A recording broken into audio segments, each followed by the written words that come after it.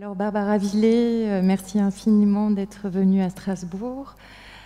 Barbara Villé, vous êtes professeure à l'université Paris 8 Dauphine, associée Paris 8 Vincennes. Vincennes, associée à l'Institut des hautes études sur la justice, et vous êtes l'auteur de 2 essais sur les séries américaines et la justice. Alors nous sommes ici ce soir pour comprendre pourquoi tous les soirs, irrésistiblement, bien calfeutrés dans notre sofa, nous finissons par zapper sur la série Police, Politique et, ce qui nous concerne ce soir, les séries télévisées sur la justice et notamment les séries américaines. Ok, merci beaucoup et bonsoir, merci de votre invitation. Il faut commencer par l'idée que les séries judiciaires aux États-Unis ont commencé dans les années 40.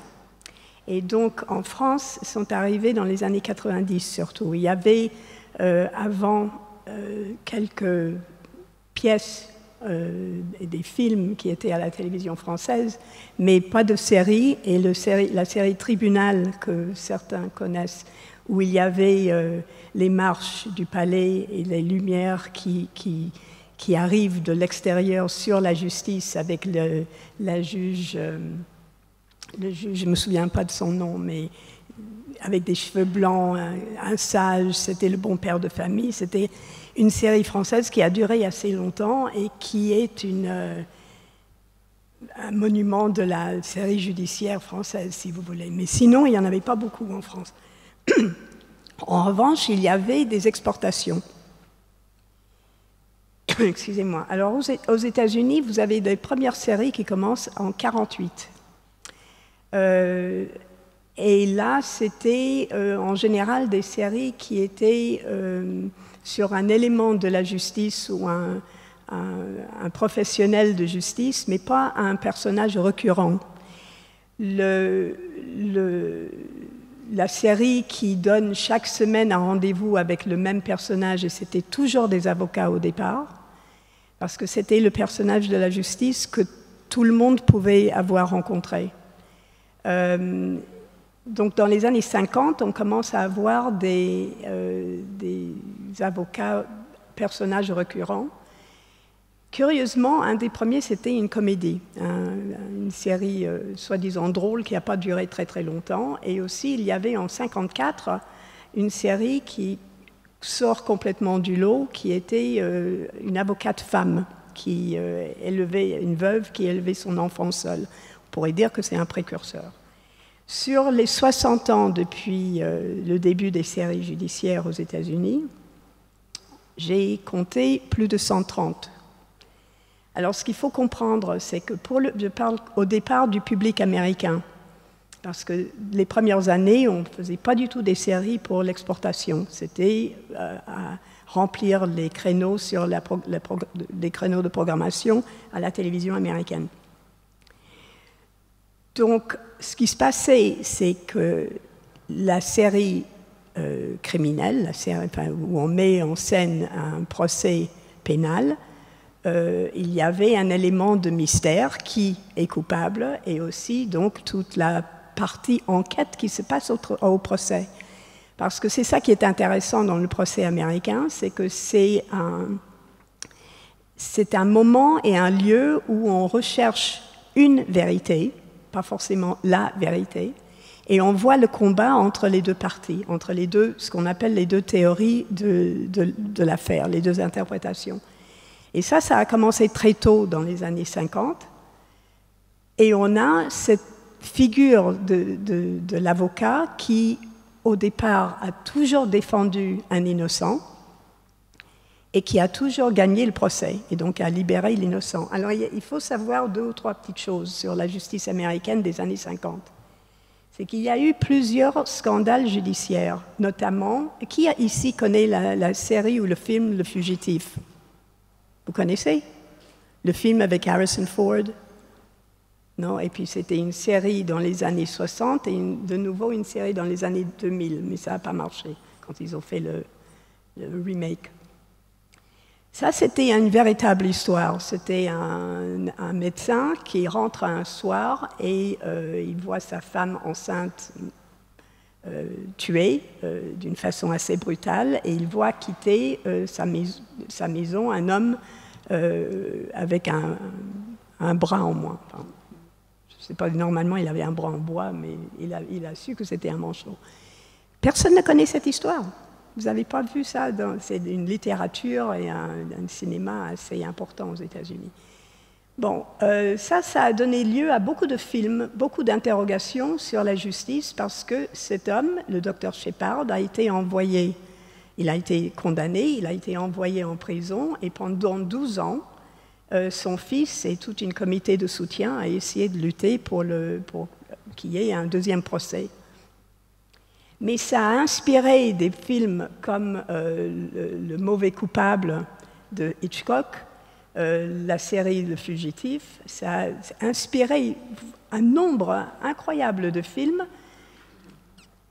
parce qu'il y avait une crise de confiance dans la justice. Et alors, en 1957, arrive une série que je pense que vous connaissez, même si vous ne l'avez pas vue, vous avez entendu parler, de Perry Mason. Vous connaissez Perry Mason? Oui. Ça, je pense que ça a été diffusé en France bien après. Alors, ce qui est important dans la série Perry Mason, c'est que, encore une fois, on va avoir l'avocat héros qui va libérer l'innocent qui est accusé à tort et qui est pris dans l'engrenage de la justice. On peut compter sur son avocat. L'avocat va le protéger. Et donc, ça devient une figure de la culture populaire, quelqu'un en qui on peut avoir confiance. Bon, aujourd'hui, on parle de le problème d'argent et on parle de trouver le bon avocat, mais dans les années 50, ce n'était pas ça le problème. C'était l'avocat va nous sauver. Perry Mason était ce que j'appelle une série schématique, c'est-à-dire que chaque épisode était construit de la même manière. Il y avait la scène où on voit les conditions qui préparent à un crime, mais on ne va pas voir le meurtre. Ensuite, dans cette première scène, on a vu plusieurs personnes qui auraient pu commettre ce meurtre. La police va accuser une personne, c'est forcément un innocent qui va être défendu par Perry Mason. Il va le faire acquitter, ça c'est pas intéressant. On sait que si Perry Mason défend quelqu'un, c'est forcément pas celui qui l'a fait. Mais ce qui est important, chaque semaine, dans la rencontre du public, des téléspectateurs, ou ce qu'on peut appeler, ce que j'appelle les télécitoyens, parce que la justice est une affaire des citoyens, c'est un rendez-vous avec l'espace judiciaire. Et vous allez voir un extrait où, alors malheureusement il n'y a pas de sous-titres, mais c'est vraiment, il n'y a rien comme contenu qui est très important. Ce qu'il faut faire, c'est bien repérer où sont les choses et comment les choses se passent. Qui se lève pour parler, où l'avocat se trouve par rapport au témoin, où se trouve le juge par rapport au témoin, où se trouve le témoin. Parce que pour le public français, comme c'est très différent, ça informe sur l'espace judiciaire aux États-Unis. Mais pour le public américain qui commençait à voir ça chaque semaine aux États-Unis, ça mettait en place, ça donnait un imaginaire. C'était le début d'une création d'un imaginaire sur la justice. Donc Perry Mason, on peut l'envoyer. He was already dead, Mr. Bird? No. I don't know. Now, isn't it true that when you called Miss Wallace and told her that Houston had her shares of stock, that she could pick them up in your room, Houston was already dead? No. No, he wasn't dead? No, I didn't call her. Then isn't it true that when you called the police, you knew that Houston was lying dead in your room? No. Your Honor, Mr. Mason is needlessly browbeating this witness. OK, alors, chaque semaine, on sait qui est qui. L'avocat, c'est un acteur qui est devenu très connu après, tout le temps le même avocat. L'autre, c'est un procureur qui ne joue pas un très beau rôle, il est toujours le méchant, mais à cette époque-là, comme l'avocat était le héros, il fallait qu'il y ait un méchant. Ce qui est important, c'est de voir où se trouve le juge et ce que fait le juge. Alors, ce n'est pas vrai que le juge ne fait rien, mais ce qui est vrai, c'est qu'il est là pour écouter. Ce n'est pas un procès qui est mené par le juge, c'est un procès qui est mené par les deux parties, les deux avocats. Donc ça donne déjà des repères au public qui regarde. On ne voit pas à cette époque-là le jury. Et il y a des chercheurs qui ont expliqué qu'à cette époque-là, c'est les téléspectateurs qui étaient le jury. Et donc, c'était exprès qu'il n'y avait personne dans le box des jurés. Mais on voit le public. On voit le procureur qui se lève pour protester. On voit que l'utilisation de l'espace, et il n'y a pas un espace sacré comme dans le procès français. Il y a un espace, apparemment de plus en plus on utilise cet espace maintenant en France, mais aux États-Unis c'est un véritable atelier pour essayer de convaincre le jury que sa théorie, son interprétation des faits est la bonne. Ce qui donne le verdict, c'est ce qui est plausible, pas ce qui est vrai. On ne sait pas ce qui est vrai. Donc ça aussi, c'est quelque chose que le public américain commence à comprendre sur la justice. Alors peu à peu, les séries, une fois que les téléspectateurs avaient des repères sur la justice, qui fait quoi, à quel moment, comment est-ce qu'on peut poser une objection, quelles sont les règles de base, que le juge ne donne pas le verdict, mais il lit le verdict et il applique la loi parce qu'il applique la sentence. On commence à voir des récits de plus en plus complexifiés et de plus en plus en montrant les différents personnages avec plus d'épaisseur. Les avocats ne sont pas toujours des héros magnifiques. Parfois, ils sont très intéressés par l'argent. Parfois, ils défendent quelqu'un qu'ils savent qui est ostensiblement coupable, mais c'est son rôle de défendre ces gens-là aussi. Le procureur, ça peut être quelqu'un qui est très dévoué à la justice et pas juste là pour coincer un accusé. Donc les choses deviennent plus réalistes, plus complexes, et on commence à porter à la connaissance du public les vrais problèmes de justice. Alors, je fais une petite parenthèse. En 60, il y a eu une série qui était beaucoup trop avant son temps. Et ça s'appelait The Defenders. Et c'était une série où il y avait un acteur très connu qui était l'avocat père, qui avait un cabinet avec son fils, jeune avocat très idéaliste, et le père qui est quelqu'un qui il en a vu des choses et il pensait que certaines idées de son fils étaient beaucoup trop idéalistes. Mais c'était très utile pour le public, parce que la confrontation entre les opinions du fils et les opinions du père permettait au public de voir certaines questions qui se posent et d'entrer dans ces questions. Ce qui était très important dans cette série aussi, il a été écrit par un grand dramaturge. Je vais parler des écrivains pour la télévision plus tard, mais les affaires n'étaient pas que pénales. C'est pour ça que c'était une vraie parenthèse. Parce qu'à l'époque, et pendant très très longtemps, on disait que le procès pénal était théâtral, intrigant, intéressant. Le procès civil, ennuyeux. Alors, dans The Defenders, on avait des licenciements pour raisons discriminatoires, il y avait des questions d'avortement. C'était aussi le début de la période de la publicité, la grande période de publicité. Si vous avez vu la série Mad Men sur la publicité, il y a un épisode justement où ils commencent un département de la télévision parce qu'ils ont compris qu'il fallait mettre de la publicité sur la télévision aussi.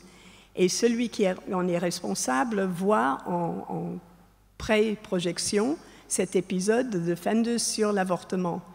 Et c'est vrai, toutes les agences de publicité ont retiré les fonds la veille. Donc la chaîne a diffusé l'épisode quand même, mais il n'y avait pas une centime de recettes publicitaires.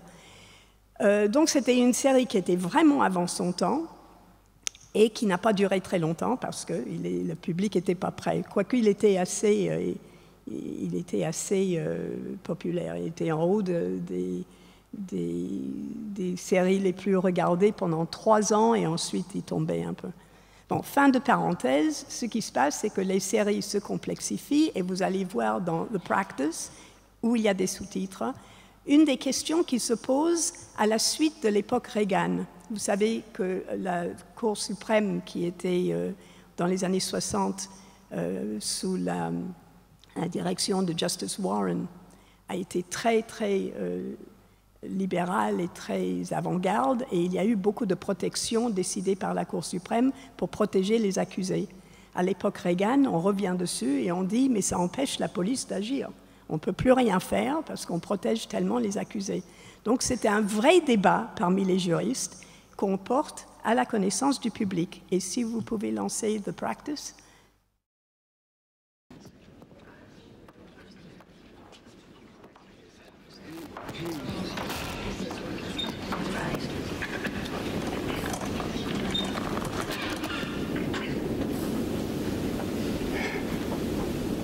I agree with Ms. Gamble.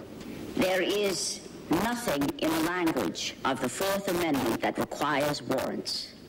Nor is there anything that says illegally obtained evidence should be excluded. These rulings have been carved out by the courts in response to our distrust of the police.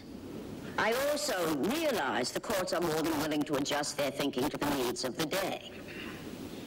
We search bags at airports now without warrants. Make people go through metal detectors. California requires fingerprints just to get a driver's license. The Department of Transportation has mandatory drug testing. We have all these invasive things we do to people, absent not only warrants, but absent any suspicion of wrongdoing.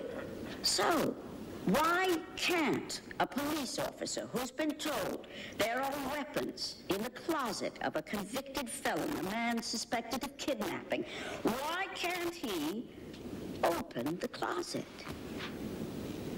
I agree with the district attorney. The Fourth Amendment has been interpreted and expanded by the courts to the point where it belies both the language and the intent of the amendment, which is reasonableness.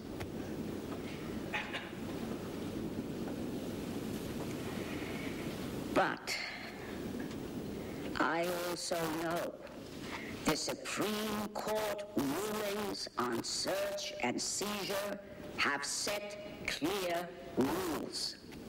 And as much as I would love to be a renegade, our criminal justice system has no chance whatsoever once the judges themselves begin embracing judicial anarchy. The search of the closet was illegal. The contents are inadmissible. With the contents suppressed, I find no probable cause to hold the defendant. He is free to... C'est un extrait absolument formidable. J'enseigne avec ça beaucoup parce que tout y est. On a le poids de la jurisprudence. Alors, codé visuellement, on voit des tomes de décision derrière la juge. On voit la question que le procureur lui pose, c'est-à-dire prenez une décision qui va à l'encontre de la jurisprudence. Et s'il y a appel, super, à ce moment-là, la Cour suprême va éventuellement prendre cet appel et revoir la question et éventuellement changer la décision. On voit le fonctionnement de la justice américaine. Il y a la législation, mais il y a tout le travail des tribunaux, tout le travail de la Cour suprême qui a force de loi. Lorsque j'enseigne avec cet épisode, on comprend très, très bien comment ça fonctionne, que la Cour suprême peut revenir sur une décision et changer la loi. On voit aussi que cette autorisation que la police n'a pas pris le temps, et avait, en fait, dans l'épisode, n'a pas eu le temps de demander. Ils ont ouvert un placard, ils ont trouvé des choses horribles, c'est pas la peine de vous dire quoi, mais qui prouvent que cet accusé est probablement coupable d'un meurtre terrible. peut pas utiliser ces informations parce que la vie privée et la protection de la vie privée fait que la Cour suprême a dit s'il n'y a pas de cette autorisation signée par un juge, la police ne peut pas envahir le lieu protégé, privé des citoyens. Donc, on voit beaucoup de choses dans cet épisode et ça permet vraiment, encore une fois, peu à peu, c'est des doses homéopathiques de justice qu'on a, parce que c'est toutes les semaines, c'est à travers des saisons, mais le public américain a commencé d'abord par les repères et ensuite par la complexification des récits, de comprendre les rouages de la justice et les questions en débat. Alors, vous allez avoir un autre extrait maintenant qui montre la question très actuelle d'Internet, de l'image comme preuve dans un procès. Eli Stone, s'il vous plaît.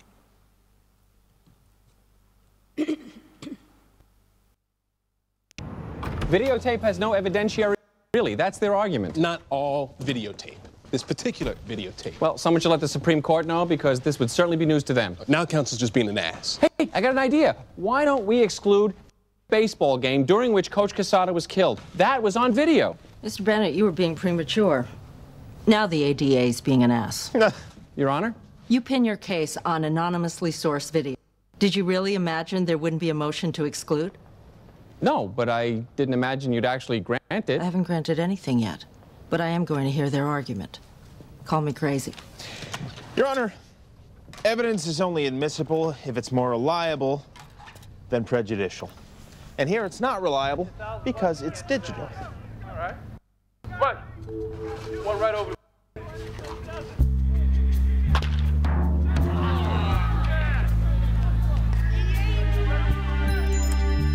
You swing that lumber pretty good, Paul. Did you play college ball? It's a stunt.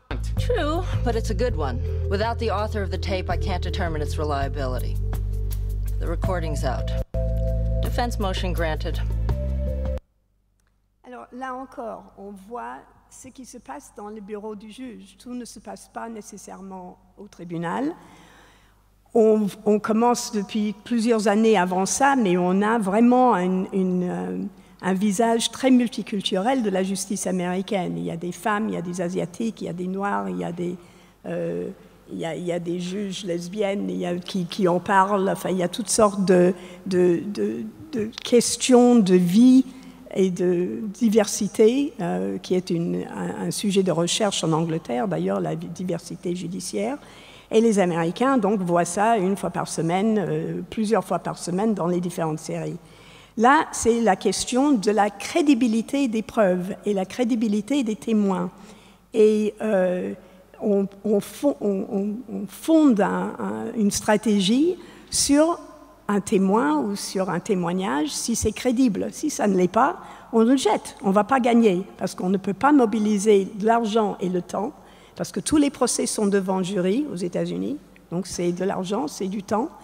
Et si on ne sait pas qu'on va gagner ou on n'a pas une bonne chance pour gagner, on ne va pas lancer un procès. Ce qui était d'ailleurs la raison pour laquelle le procureur Vance a laissé tomber le procès contre Dominique Strauss-Kahn. Parce que son témoin principal avait perdu sa crédibilité. Alors, je résume cette première partie et la deuxième partie va être très courte, mais ce que je voudrais dire, c'est qu'on voit les questions de justice, on voit que la Cour suprême est indiquée dans les débats très souvent, on voit quel est le lieu de la justice, ce qui se passe devant et derrière les coulisses. On voit les gens qui sont impliqués. Les juges, dans les dernières années, depuis les années 2000, ont pris beaucoup plus d'importance. C'est des vrais personnages, très écrits. Les avocats sont bons et pas bons. Vous avez 4 périodes de la représentation de l'avocat. Le premier, donc Perry Mason, c'est le chevalier servant qui est là pour sauver les innocents. On voit après le procureur, on voit les gens très dévoués à la justice, on voit les gens perdre les procès, on voit les gens qui planifient les stratégies, qui jouent avec les lois, on voit comment la loi est quelque chose d'organique qu'on interprète, c'est pas juste quelque chose qui dicte comment il faut présenter un procès. Et dans la 4e période, qui date de 2006, on voit l'avocat loup. On voit l'avocat qui n'a rien à faire d'un accusé, d'un client qui est innocent ou pas. Il est là, il a un travail à faire, il a une stratégie à monter. C'est un technicien de la justice. Donc c'est un personnage un peu plus contestable, éventuellement. Mais c'est parfois plus réaliste dans certaines séries. On peut parler des séries qui montrent ce genre d'avocat plus tard, si vous voulez. Ce qui est important, c'est qu'on est passé des repères, en passant par les questions en débat, à une compréhension du fonctionnement et aussi on voit où la justice et les décisions des tribunaux sont pour équilibrer les droits des uns et des autres. Et ce qui est très important dans ces séries, et c'est à mon avis une des raisons pour lesquelles le public aime autant, c'est que c'est exigeant vis-à-vis du spectateur. Maintenant, on voit aussi non seulement des procès pénaux, mais aussi des procès civils. Et les deux parties proposent des arguments qui sont tout à fait non seulement valables, mais intéressants et défendables. Et donc la question et le problème de la justice est beaucoup plus posé au public. Il y a un vrai dilemme. Comment faire en sorte que les droits des uns n'empiètent pas les droits des autres? Comment équilibrer tout ça? Et dans la série que vous avez vue avec la juge, il y avait beaucoup de religieuses derrière. Je raconterai l'affaire si ça vous intéresse après. Elle parle très souvent, elle utilise le mot « raisonnable » qui est à la base de la justice américaine. C'est le mot qu'on trouve dans tous les arrêts. Alors, maintenant, je vais arriver au deuxième point de ma présentation, c'est l'écriture. Je crois que vous avez vu que l'écriture est assez complexe et assez étudiée. Alors, c'est vrai que les scénaristes étudient et font des recherches sur les affaires et sur la justice et sur le fonctionnement des tribunaux et la Cour suprême, etc. Mais ce qui est le plus important, c'est que la grande majorité des scénaristes qui écrivent, et depuis les années 50, pour les séries judiciaires, sont des anciens avocats, des anciens procureurs. Voilà. Donc, ils parlent de leurs affaires, ils parlent des affaires dont ils ont entendu parler, ils parlent des choses qu'ils savent. Et ils savent aussi repérer le petit problème juridique qu'une affaire pose. Ce n'est pas juste raconter une affaire en justice. Ce n'est pas raconter un fait divers qui a eu lieu avec les gens, on l'a lu dans les journaux, et ça devient franchement très ennuyeux de revoir quelque chose qu'on sait comment ça se termine. Pour beaucoup de téléspectateurs, quel est l'intérêt? Mais ils partent d'un fait divers et ils trouvent le problème juridique que ça pose, et là, ils explorent cette avenue-là. Et c'est ça qui devient le centre du récit. Alors, ce qu'il faut savoir, c'est qu'il y a toujours eu une grande tradition de bonne écriture à la télévision américaine, ce qui a mis la télévision américaine plus haut dans l'échelle culturelle que dans d'autres pays, notamment la France, où vous avez une grande tradition de cinéma, et donc la télévision a été moins bien vue. Vous avez entendu de McCarthy, McCarthy, qui était le sénateur aux États-Unis, qui a été obnubilé par les communistes qui ont envoyé partout, et qui a décidé de mettre sur une liste noire des écrivains, des scénaristes d'Hollywood, et des réalisateurs, et quelques acteurs, etc. Ils ont quitté Hollywood, ils sont allés où? Ils sont allés à New York. Et à l'époque de New York, c'était le début de l'industrie télévisuelle qui s'installait dans cette ville. Et ils ont vu comme occasion d'écrire soit sous un pseudonyme, soit en équipe, ce qui fait que leur nom était un peu noyé, des télépièces, parce qu'au début, c'était surtout des pièces à la télévision qui étaient sponsorisées par exemple, la marque de roues pour la voiture, le caoutchouc Goodyear, ou alors une gamme de produits craft. Ils avaient un théâtre craft une fois par semaine et un théâtre Goodyear une fois par semaine. Et c'était des vraies pièces qui ont été écrites pour la télévision par des grands dramaturges, notamment un monsieur qui s'appelle Reginald Rose, qui a écrit 12 hommes en colère pour la télévision américaine. Ce n'était pas un film, c'était écrit pour la scène à la télévision. C'était où beaucoup de grands acteurs ont commencé et les acteurs de cinéma n'ont pas réfigné de venir jouer à la télévision. Donc il y avait du va-et-vient aussi beaucoup. Et c'était un lieu d'écriture où on pouvait très bien critiquer le gouvernement américain, et ils voulaient beaucoup le faire à cette époque-là. Et ça a continué. Donc ils se permettent de critiquer le gouvernement, de critiquer la justice, sauf qu'on voit à la fin de la majorité des épisodes qu'autant qu'on critique la justice américaine, on y croit quand même. Et je vais vous montrer maintenant 2 extraits à la suite. Alors, il y en a un, je l'explique parce que je n'ai pas de sous-titres, hein, et l'autre est français. Il y a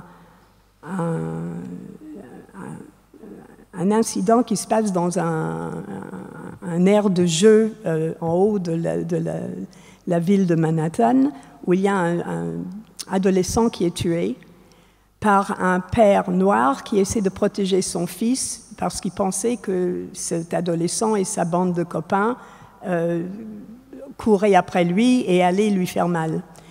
Il se fait que ce père est descendu dans cette aire de jeu avec un pistolet, qu'il l'aurait fait, mais bon, et il tire et il tue le gamin, mais une balle s'échappe et tue aussi une petite fille noire qui n'avait rien à voir avec l'histoire. Mais pourquoi est-ce que la bande de jeunes blancs courait après le noir? Parce qu'il a volé leur ball basketball plutôt dans la journée. Et la mère de 2 des garçons leur a dit « Vous ne allez pas vous laisser faire comme ça, il faut retourner, reprendre la balle et à la limite entrer dans une bagarre. » Donc la mère pousse ses enfants et le père tire une balle dans un aire de jeu pour protéger son enfant. Et donc il y a une plaidoirie à la fin où le procureur dit « On comprend les parents qui veulent protéger leurs enfants, mais n'empêche qu'il y a eu des meurtres là. Donc qu'est-ce que vous faites ?» Et je vous dirai ce que le jury dit à la fin, parce que c'est très important. Je pense que vous comprendrez, mais sinon je l'expliquerai. Donc, Driven, s'il vous plaît.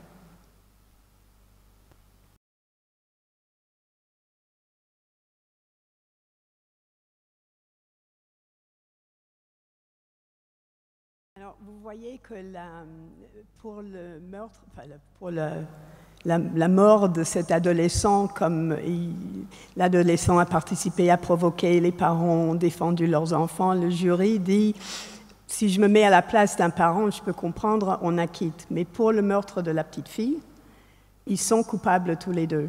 Et ce qui est important, c'est qu'il y a une discussion stratégique à un moment dans le bureau du procureur, parce qu'ils ont décidé de les juger ensemble. Normalement, ça devait être 2 affaires séparées, parce que c'est 2 accusés indépendants, mais ils ont décidé de faire un seul procès pour les 2. Et ce qui est très intéressant, c'est qu'ils citent les précédents, ils citent la jurisprudence qui rend ça possible. Alors, quand on regarde le premier épisode de Law & Order, où on parle de précédents, on cherche, on le trouve.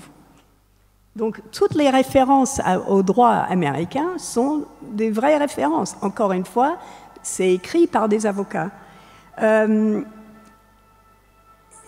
Donc, ils sont jugés ensemble. On parle de sens commun, du bon sens. On utilise encore et tout le temps le mot raisonnable, parce qu'encore une fois, c'est vraiment c'est l'équivalent du comportement du bon père de famille. Donc c'est vraiment à la base de tout jugement de comportement aux États-Unis, enfin dans le droit américain. On parle de responsabilité, qui est le thème principal de cette série. C'est les gens font des choses parce qu'ils sont humains, mais il faut à un moment ou à un autre prendre responsabilité de ses actes. Et donc ça, c'est vraiment le thème central de cette série. Le jury qui lit leur...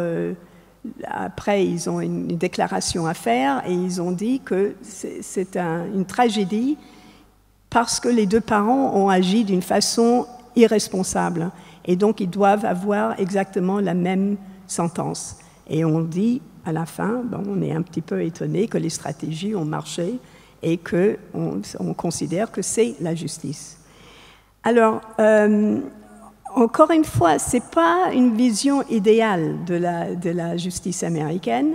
Là, c'est quelque chose qui marche bien, mais il y a des moments où les procureurs font des choses, ou les avocats font des choses qui tordent un peu la loi parce qu'ils veulent gagner. Donc on voit aussi que le procès est une lutte pour gagner, et, parce que c'est la confrontation de deux théories de l'affaire.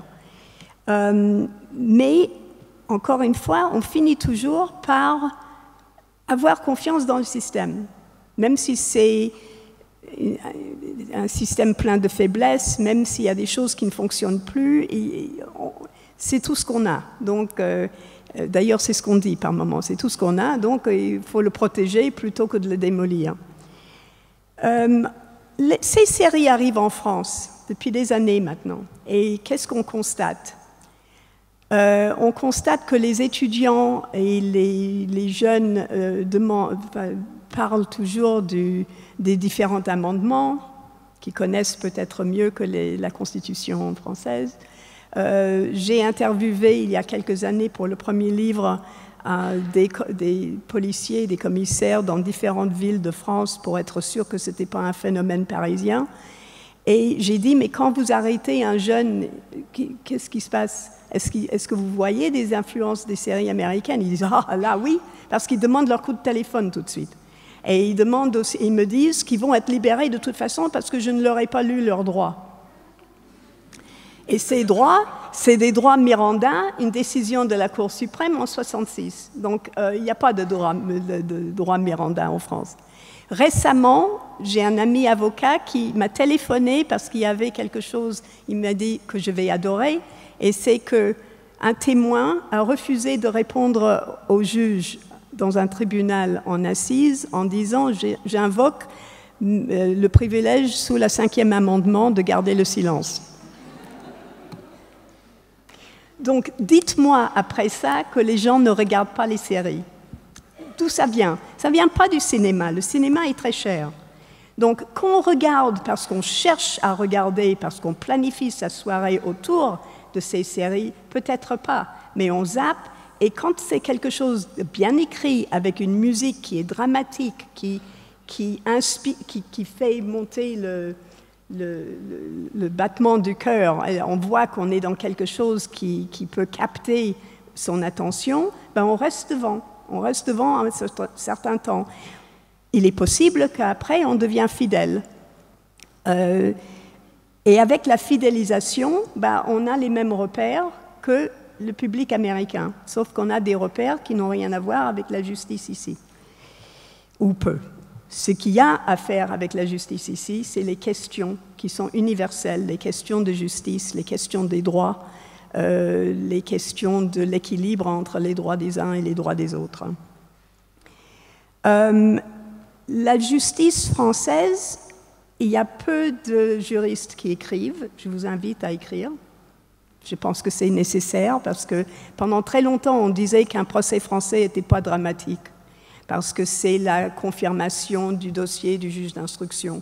J'ai assisté à des procès en France et il y a des éléments dramatiques théâtrales qui peuvent très bien se mettre en scène. Il y a autant d'inconnus. L'inconnu, c'est un défi. Quand il y a un défi, on est intéressé. C'est ça, c'est le défi qui fait qu'on est curieux et à travers la curiosité, on apprend.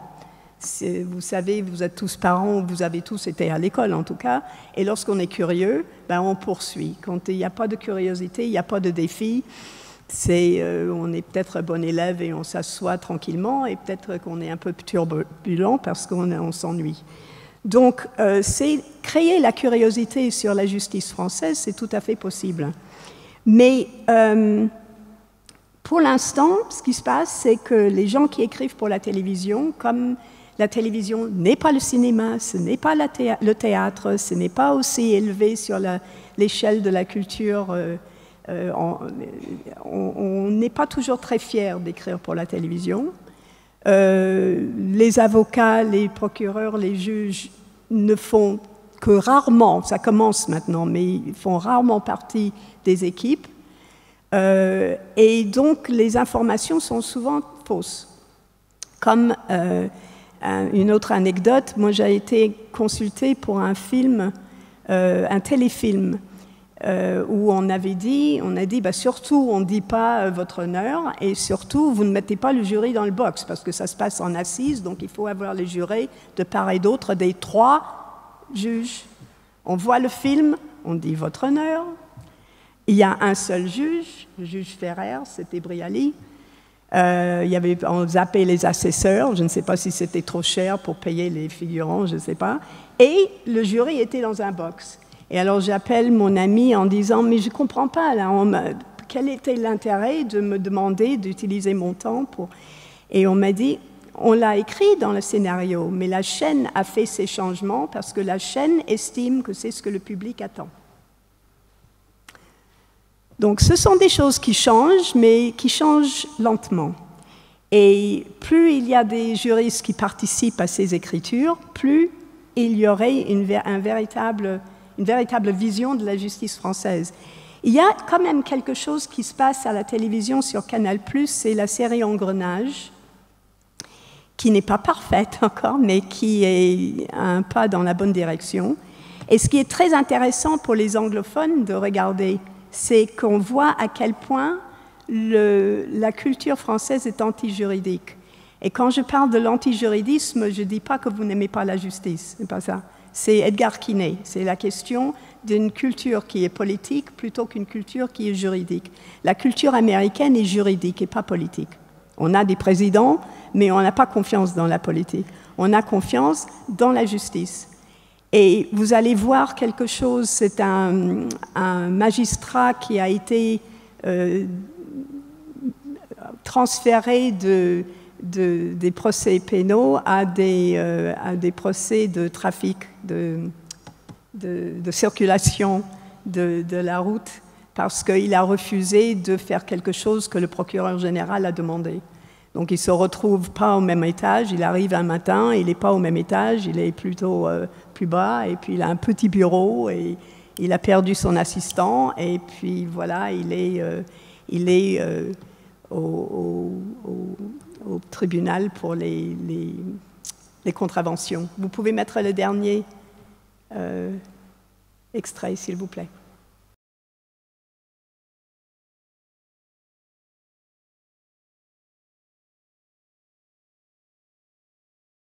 Alors, vous connaissez la série Engrenage?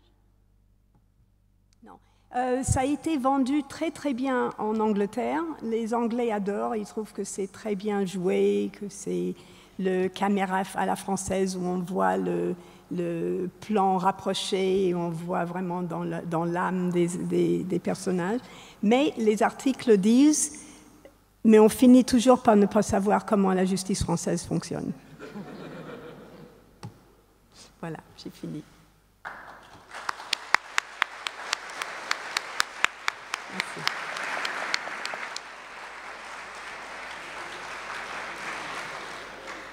Merci beaucoup Barbara Villez. Alors je vais d'abord demander à la salle si vous avez des questions. N'hésitez pas, si vous êtes friand comme moi de séries télé. Moi j'en ai des questions, donc, mais c'est plutôt à vous de parler. Est-ce qu'il y a quelqu'un qui veut intervenir tout de suite ? Je commence par une question. Donc, finalement, la télévision n'est-elle pas un moyen d'accès à la culture du pauvre ? Absolument, absolument, parce que il y a une facilité d'accès qui est extrêmement importante. Il y a très peu de foyers qui n'ont pas de télévision. Alors, il y a des couches sociales où on dit qu'on n'a pas de télévision. Moi, j'aimerais bien faire un tour chez eux quand même pour voir si dans la cuisine, il n'y a pas un petit poste. Mais la plupart des gens qui ne sortent pas, ne sortent pas pour des raisons de fatigue ou de budget ou de budget de garde d'enfants, ont un poste de télévision.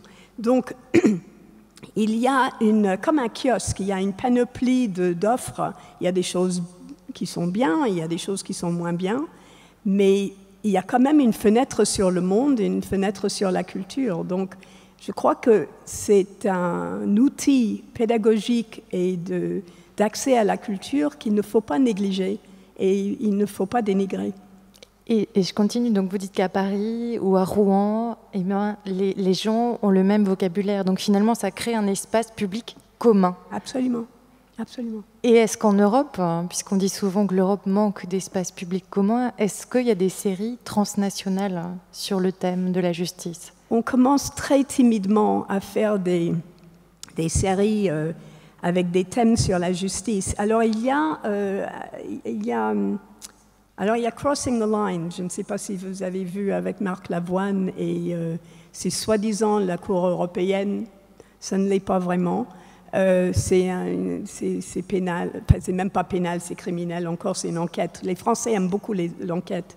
Vous avez Louis le Brocanteur qui est un enquêteur, vous avez l'Instit qui est un enquêteur, et l'enquête, on le trouve dans une série judiciaire. Donc il suffit juste de mettre un petit peu plus et on a en plus un accès à la justice. Pour l'instant, il y a peu de choses sur la justice européenne parce qu'encore une fois, les gens ne comprennent pas comment ça fonctionne.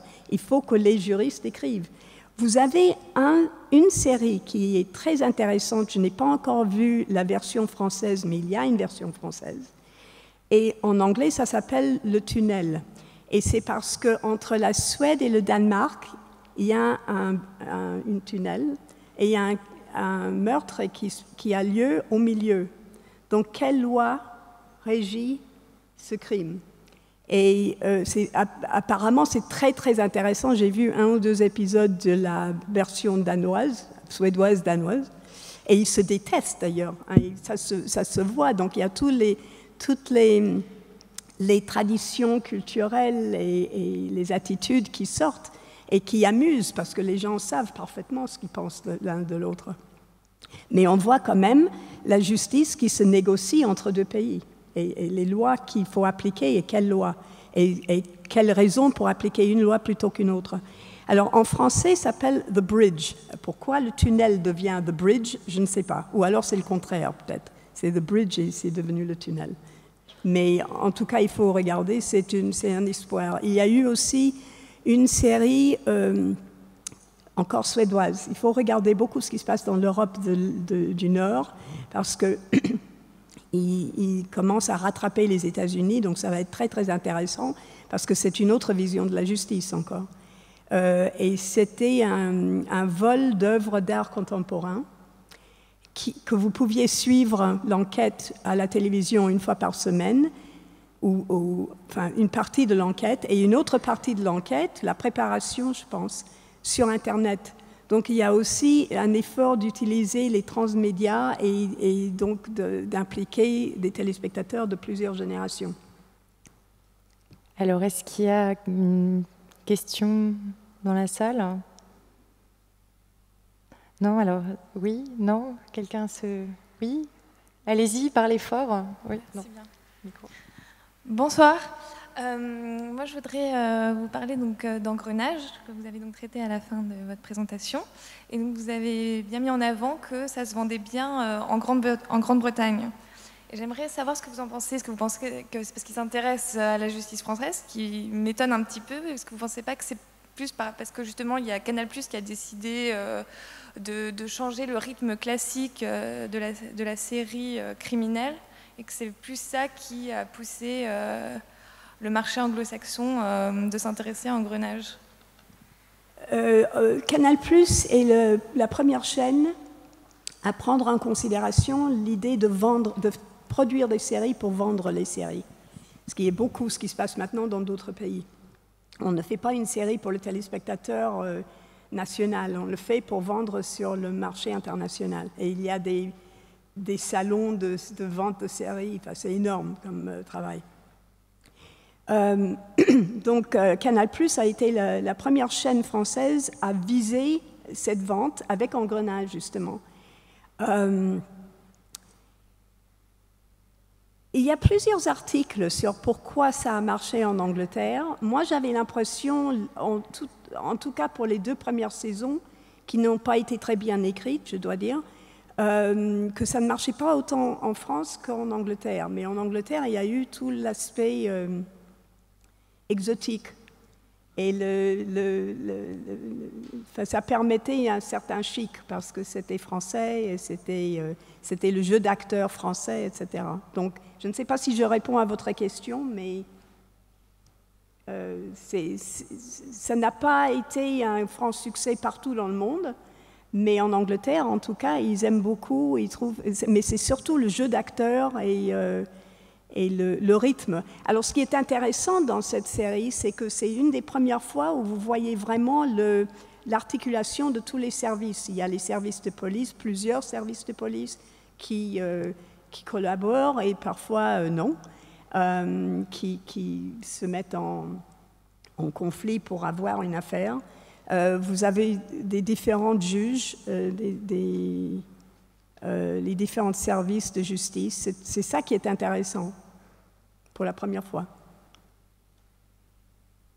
Et où vous pouvez situer les différences dans les jeux d'acteurs entre les Américains, les Français et les Anglais? Alors ça, c'est un domaine où... là, je ne peux répondre d'une façon très personnelle parce que c'est un domaine où il n'y a pas de recherche pour l'instant. Et on essaie de pousser les étudiants à le faire. Il y a de la recherche sur la performance théâtrale, cinéma, télévision, personne n'a commencé.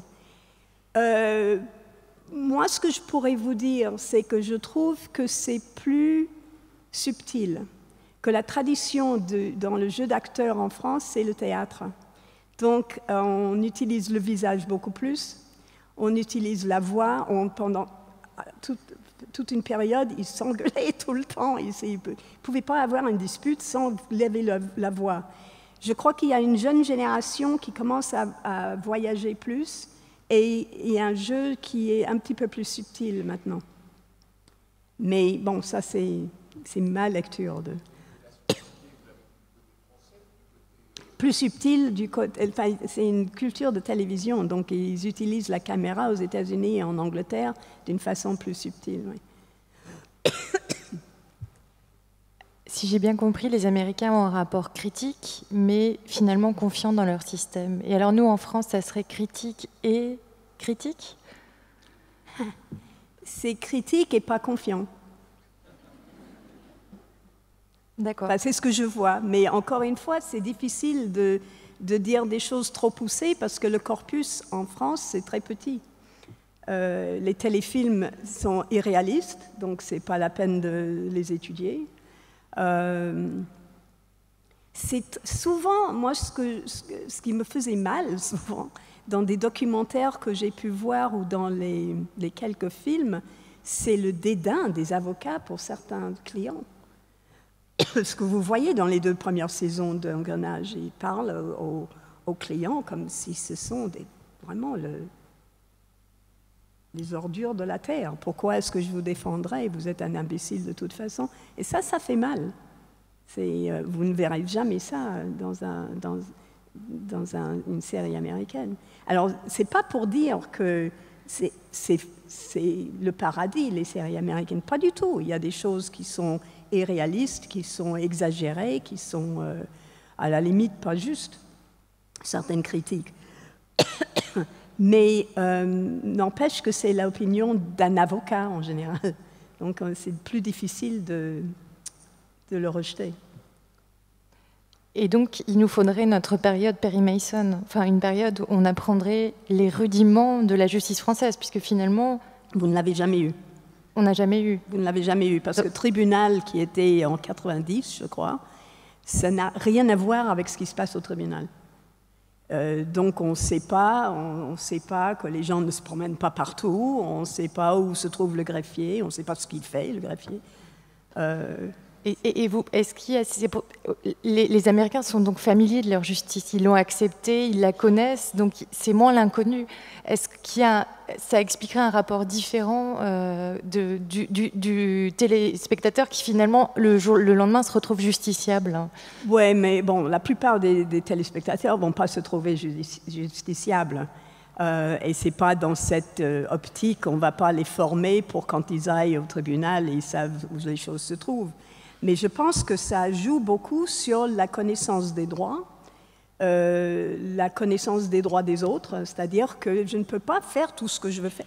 Tout le monde connaît, par exemple, cette fameuse décision de la Cour suprême qui gère la liberté d'expression. C'est-à-dire, en principe, on ferait tout, comme c'est le premier amendement, on se plie en 4 pour protéger les droits, la liberté d'expression, la liberté de la religion, etc. Mais la Cour suprême a dit un jour que tout ne peut pas se dire. Par exemple, on ne peut pas crier feu dans un théâtre bondé. Ce n'est pas une liberté d'expression, parce qu'on va créer un émeute, et tout le monde le connaît. Alors, c'est bien qu'ils connaissent ça, parce que ça prouve qu'ils connaissent certaines... Sinon, les limites à leurs droits, qu'il y a des limites. Et ils vont les découvrir. Et donc, qu'on ne peut pas tout faire. Je pense que c'est une éducation citoyenne. Et alors, c'est la poule et l'œuf aussi, parce que c'est vrai que c'est une société plus procédurière. Hein. Si je tombe sur l'escalier d'une université, je vais considérer que l'université aurait dû réparer la moquette. Et donc, c'est leur faute si je suis tombée. Ils exagèrent. C'est un pays de contraste beaucoup, d'extrêmes, et il y a des choses qu'il faut... D'ailleurs, il y a David Kelly, qui est un avocat qui a quitté Boston, parce qu'il en avait assez d'être avocat, j'imagine, je ne sais pas. Ou alors il voulait faire encore plus d'argent, et il est allé à Hollywood, et il a fait 2 choses. Il a épousé Michelle Pfeiffer, ça c'est bien pour lui, et puis il a écrit plusieurs séries et plusieurs films, et notamment dans la même année, en 97, The Practice, que vous avez vu là, et Ally McBeal. Alors si vous ne connaissez pas Ally McBeal, je ne sais pas pourquoi vous êtes là. Et Ally McBeal, est-ce que vous savez que Ally McBeal a fait que les inscriptions à la fac de droit des femmes dans la 2e saison d'Ally McBeal a grimpé de 40%. Du coup, toutes les filles voulaient être avocates. Donc, elles se sont inscrites à la fac. Enfin, il fallait être admise, mais bon. Et David Kelly a fait dans Ally McBeal, qui est une série qui se centre surtout sur le droit civil, sur les affaires civiles, et il a beaucoup critiqué le caractère procédurier des Américains. Il a montré des affaires où c'était pour n'importe quoi que les gens consultaient leur avocat. Il a montré, par exemple, une affaire de divorce où la femme est allée voir tous les avocats de la ville pour empêcher son mari d'avoir un avocat. Parce qu'une fois qu'on voit un des membres un des époux, on peut... Donc, il se moque de ça, il critique ça. Et donc, c'est Ally McBeal qui explique la féminisation de la justice? Qui explique, à une période en tout cas, la féminisation de la branche avocate. Cette question, il faudrait que je pose la question pour savoir s'il y a autant de juges, de magistrats, de procureurs, etc., femmes qu'en France. Parce que c'est vrai qu'en France, ça se féminise, je ne sais pas aux États-Unis. Il y a beaucoup de femmes avocates, ça c'est sûr. Et alors, est-ce qu'il y avait une époque où c'était l'avocat qui était l'homme juste, la figure de justice? Est-ce que ça a varié dans le temps? Est-ce que ça varie d'un pays à l'autre? Est-ce qu'il y a quelqu'un qui incarne l'homme juste? Ou la femme? Alors, les femmes dans les séries américaines sont surtout des gens qui protègent les valeurs et qui donnent des soins. C'est-à-dire qu'on peut avoir un client qui a un problème, qui a peu à faire avec la justice, mais il faut qu'il se rende compte et qu'il laisse tomber l'affaire. Et c'est l'avocate qui va le faire prendre conscience de ça. C'est peu les avocats. L'homme juste ou la femme juste, moi je dirais que, contraire au cinéma, parce qu'au cinéma, parfois on voit des juges terribles, mais à la télévision, les juges, c'est vraiment l'incarnation de la justice.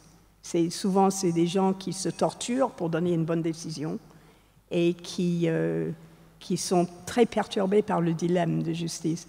Alors, les avocats, ça dépend des séries. Et en Angleterre, comme aux États-Unis, ça peut être l'avocat, ça peut être le procureur. Ça dépend de la série, qui est la figure principale.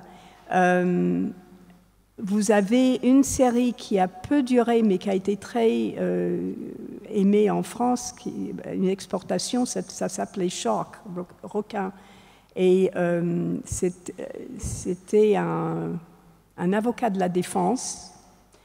Alors, dans la 4e période, donc un avocat de la défense qui défendait n'importe qui, pouvait être le pire des criminels. Son travail était de défendre. Et il défend un footballeur qui bat sa femme. Et il le fait acquitter 1 fois, 2 fois, 3 fois. Et puis la 4e fois, on l'appelle parce que le footballeur tue sa femme. Et alors l'avocat va à la maison et le footballeur lui dit tu vas me faire acquitter encore. Et il dit non seulement je ne vais pas te faire acquitter, mais je quitte la branche. Et il devient procureur le lendemain. Donc là, la série se centre sur lui en tant que procureur. C'était très intéressant parce qu'on lui donne une équipe de jeunes procureurs et les forme.